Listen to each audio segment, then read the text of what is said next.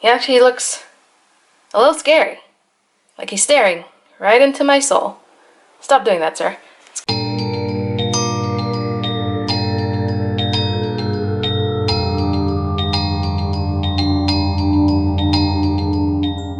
Hey guys, it's Ziya. Welcome back to my channel and welcome back to our 31 days of Halloween. Today I have a recipe for you guys.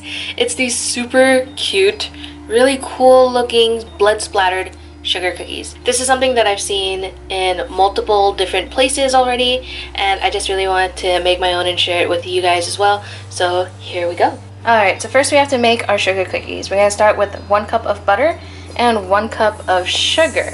We're going to cream the 2 of these together until it's nice and smooth and creamy and all that good stuff.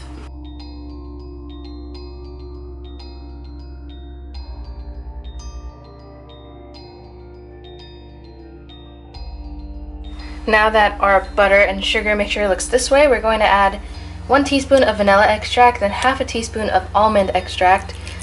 Anything other than vanilla extract you really want to be really light-handed with, because it can get really strong and not taste very pleasant. We're also going to add 1 egg.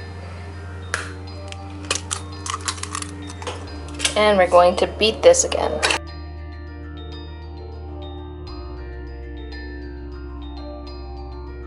Alright, here I combined 3 cups of sugar, 2 teaspoons of baking powder, and half a teaspoon of salt, and we're slowly incorporating it into our butter mixture. And for now I'm using a whisk attachment, but later I'm going to be using this guy. I forget what he's called, I always forget, but we're going to use him later because he's a lot better for cookie dough.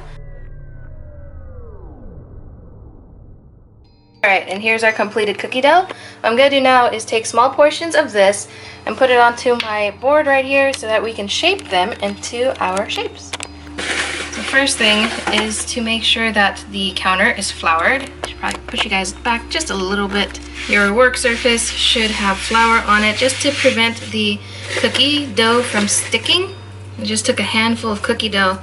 The reason I like this recipe for sugar cookies is because you don't need to chill the dough, and it holds its shape really well even if you don't chill it. Then I'm leaving these cookies fairly thick. Usually you would want your sugar cookies to be pretty thin, but since these were not chilled, they need to remain fairly thick. You can use any shape of cookie cutter you want, but I quite like the look of the round ones. It's creepy, but it also looks kind of chic.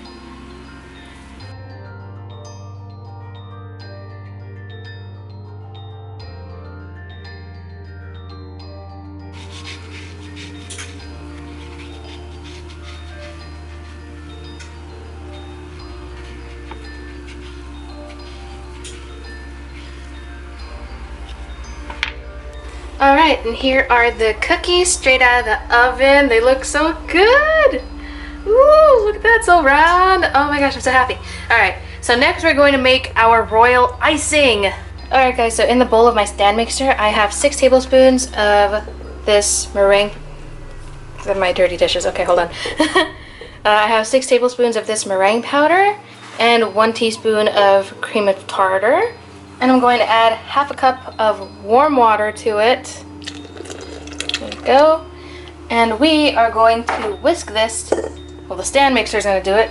And this is going to mix together for about 2 minutes until it's thick. Next, we're going to add 1 teaspoon of vanilla with the juice from 1 lemon. We're going to add that to here. As you can see, it's like doubled in size. Just going to pour that in and start mixing again. Next, we're going to add half of this bag of confectioner sugar. It is a 2-pound bag, and we're going to be using the whole thing. This is not diet food. If you're trying to lose weight, stay away from royal icing, because this is not something that you want to eat if you're trying to lose some pounds.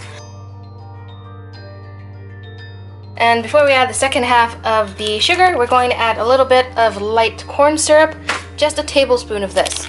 If anybody's wondering why I have a huge container of light corn syrup, it's because I like making marshmallows for Easter, and so corn syrup is very important in the making of marshmallows.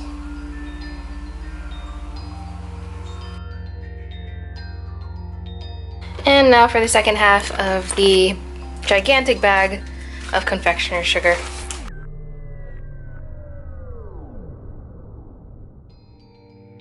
Alright, you don't want to overmix your royal icing or else it will get too thin, and we cannot have thin icing.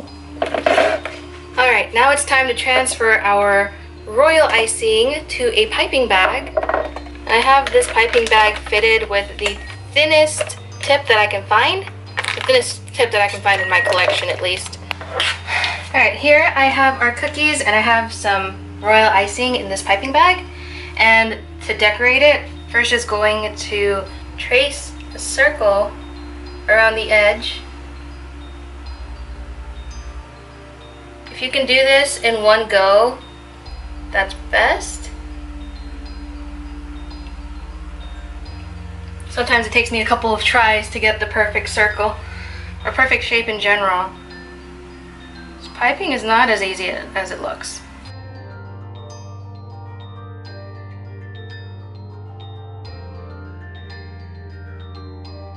Alright guys, now that we have all of our cookies outlined, we're going to take some more royal icing, and I'm slowly going to add little bits of water to thin it, to make it thin enough for us to flood the outline of our cookie. Because as of now, it's too thick to do that, it's not runny enough. So just add small amounts of water and slowly make it thinner. I feel like that's thin enough. I'm afraid of making it too thin. All I'm gonna do is flood the inside of the cookie. Alright guys, so my arms and hands and body in general is just blocking off everything that I'm showing you guys. I'm so sorry. This was a huge mistake and it's gonna get even worse because I have more recipes that I filmed this way. What I'm doing is being blocked off, but you see the end result and you basically get it. Flooding cookies is literally just filling in the shape that you created yourself with a more runny icing. Alright guys, here are our cookies all iced, and now we're going to add the final bits of icing, which I dyed red, of course, so that we can splatter them with blood. It's gonna be wonderful. So I think I'm just going to drizzle it everywhere, kind of just splatter it wherever, and see where it goes.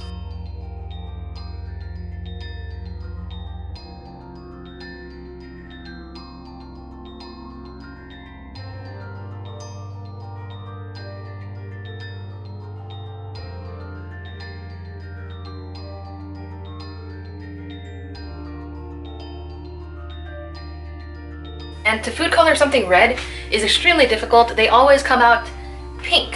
So my advice is to get a really good red food dye, like this one from Wilton.